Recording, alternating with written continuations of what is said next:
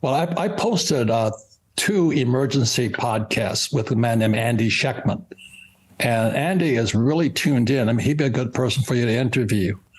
But he talks about what I call the Biden crime family. You know, they're what ESG, environmentally, social, and governance, and all this stuff. We're going communist, and they do it via our money. And so Andy talks, we were talking about just recently, Janet Yellen, you know, she was a Fed chairman, and now she's Secretary of Treasury. Isn't that conflict of interest? That's fascism. You know, if you understand, fascism is when a public institution is run by the government. And when you think of all these things they don't teach you in school, I'm going, holy mackerel. But what Janet Yellen just said is from now on, she will decide. The Fed and the FDIC and her will decide which banks live and die. She will decide. If that isn't 100% Marxism, and she's a college professor too. And you look at the guys fighting back, Brian, like Jordan Peterson, he's a college professor, but he's fighting back against Marxism. But unfortunately, as you know, somebody once said, nobody ever went broke, underestimating the taste of the American public.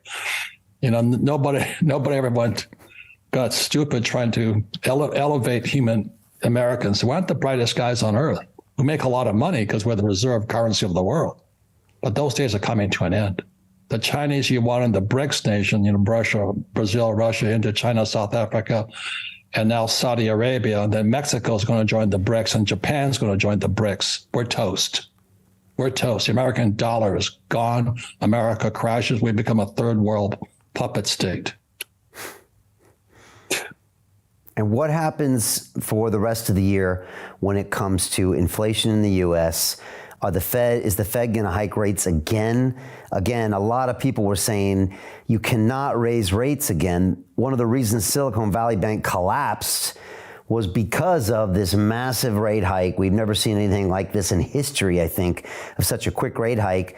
Obviously, they got imbalanced assets on their balance sheet, couldn't, you know, make their capital calls. And then the Fed went and increased another quarter.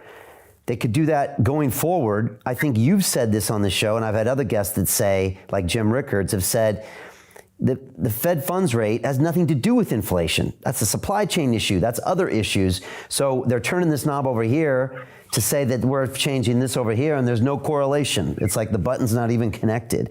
So how does this play out, do you think? Are they going to keep raising rates and keep sending everything down the drain? Well, again, it's history. You know, history is his story. And I was a history nut. But you go back upon what was Biden's first move?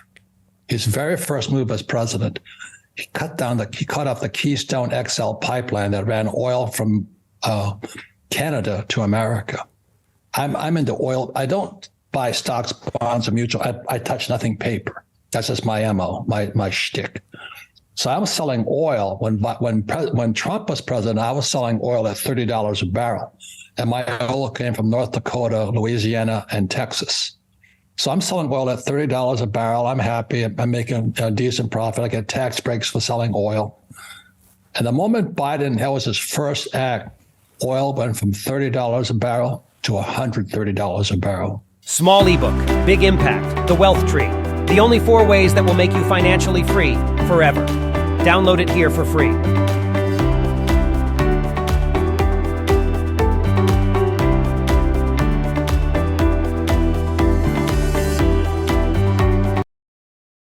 Biden, the people's president. He's the biggest criminal I've ever seen. So I immediately, when he did that, because I'm an oil guy. I used to work for Standard Oil of California. I drove oil tankers up and down the West Coast. The moment he did that, I said, they're going to crush the middle class. So Biden's first act was to crush the middle class, because I could see some soccer mom standing there next to her Lincoln SUV pumping gasoline. I don't know how much it is a gallon, because it doesn't make any difference to me, because I'm getting richer. I almost voted for Biden after that. I mean, when my oil went from $30 to $130 a barrel, I said, oh, wow, I'll vote for you. But I know he's crushing the middle class, and that's what leads to communism. So he's crushing the middle class, and then they say, well, it's Russia that's screwing up the oil. No, you did it, you idiot. Then he opens up the southern border, and fentanyl pours across, and that causes homelessness. As if we haven't got enough, because they can't function on drugs. Then he took us out of the, Afghan war, and Saudi Arabia said, screw you to America, and said, we're joining the BRICS. So this whole thing right now is being coalesced around a thing called the gold-backed Chinese yuan and the BRICS nation. And the BRICS nation is going to be about 70% of the world's population will now be using the gold-backed Chinese yuan, which means the U.S. dollar is toast. As you know, Brian, 1944 was when the U.S. dollar became the reserve currency of the world. And we violated that in 71 when Nixon took us off the gold standard. You look at this coin right here. This here is a John F. Kennedy 1964 silver coin. That was the last year America's coins were silver. So in 64, Johnson, president, took the silver out of this coin and it became a base currency, debased it. And after that, they could print as much money as they want. And our school system, we're a bunch of communists anyway. They keep saying, go to school, work hard, save money, pay your taxes, invest in a well-diversified portfolio, stock, bonds, mutual funds, ETFs. What happened in 74 was that was a year that the ERISA came out, Employee Retirement Income Security Act. Today it's called the 401k or IRA. And that's why I wrote this book here, Who Stole My Pension?